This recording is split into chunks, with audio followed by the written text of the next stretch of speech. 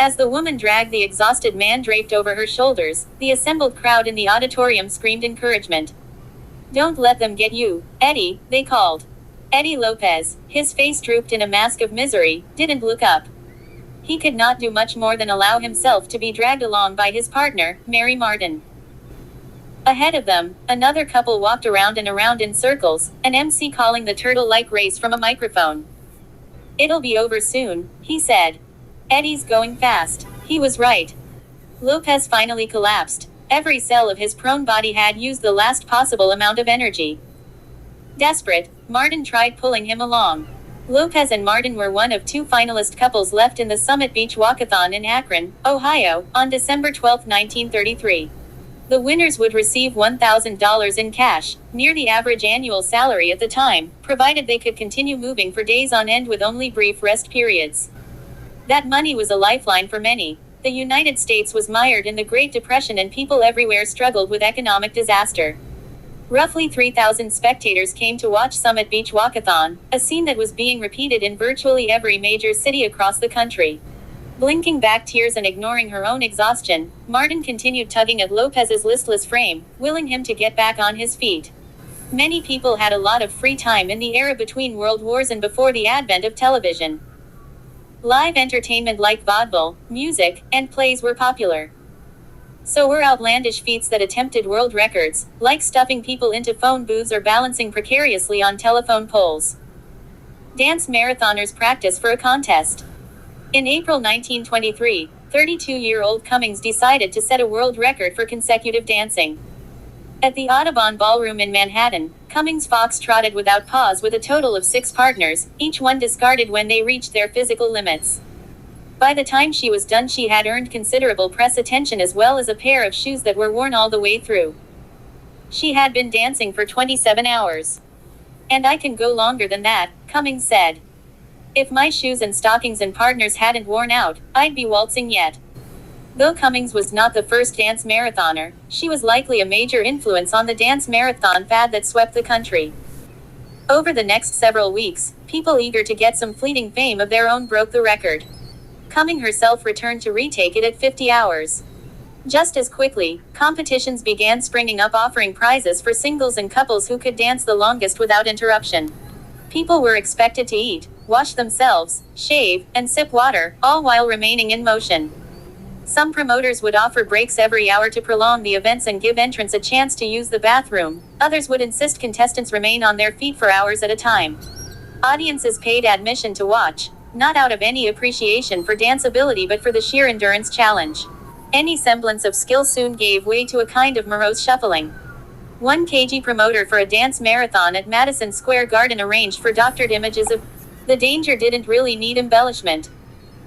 In North Tonawanda, New York, a man named Homer Morehouse, just 27, was heading to a chair to rest during a break when he fell over dead. The apparent cause was heart failure. Morehouse had been dancing for 87 hours. An untold number of contestants collapsed, fainted, or suffered from extreme sleep deprivation. Hallucinations were not uncommon. Health concerns led to a kind of unsolicited intermission, police raids. In Los Angeles, California, cops stormed the dance floor of one 1927 marathon, dragging participants off after 20 hours of shuffling. Contestants screamed and resisted, believing they still had a chance at the prize money. Moral leaders were also worried the contests might be prurient in nature, with contestants embracing one another in front of an all-ages audience. Never mind that many were clinging to consciousness rather than having a single salacious thought. Reverend Charles Kohler railed against the contests in Spokane, Washington, in 1931.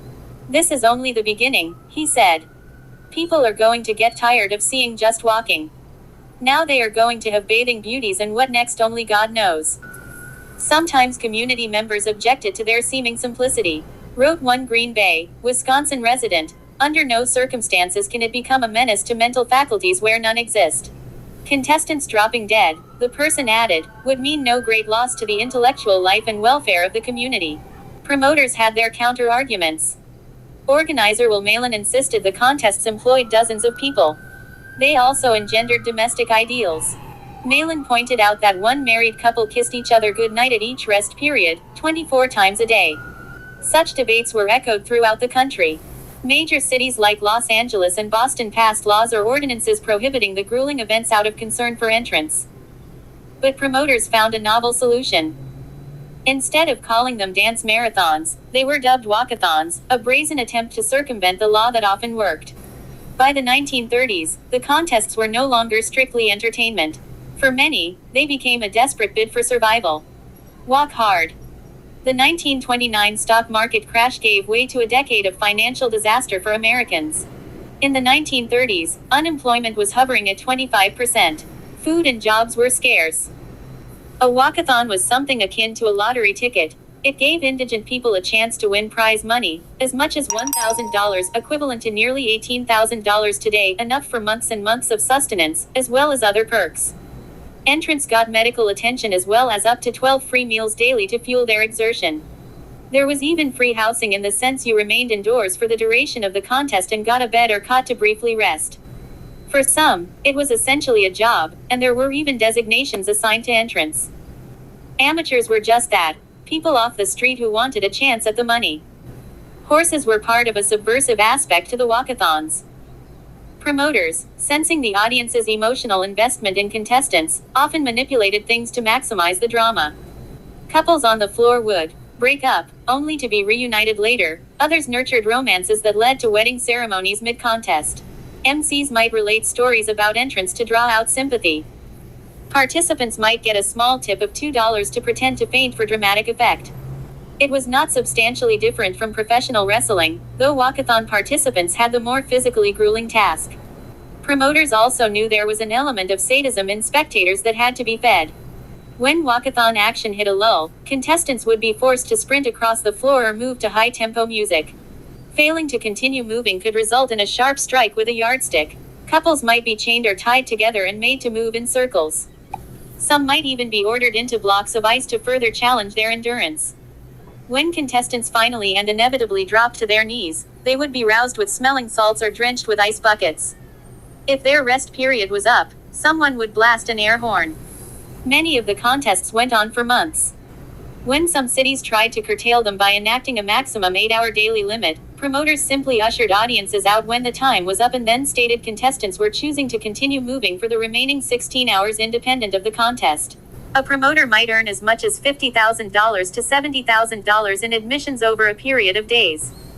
At the height of their popularity, walkathons were thought to be in almost every American city with a population of at least 50,000 people.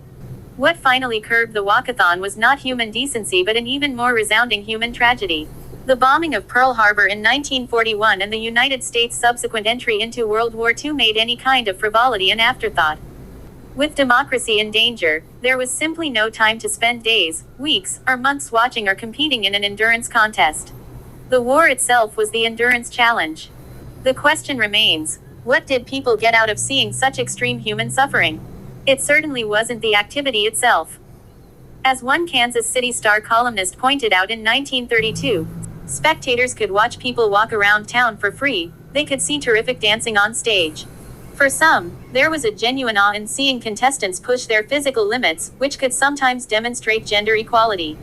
A slight woman could prevail over a man, as in the case of Maisie, whom the Oakland Tribune dubbed a chit of a girl, dance marathoner in Oakland who outlasted two husky youths, fox-trotting for 98 hours, 14 minutes, and 44 seconds.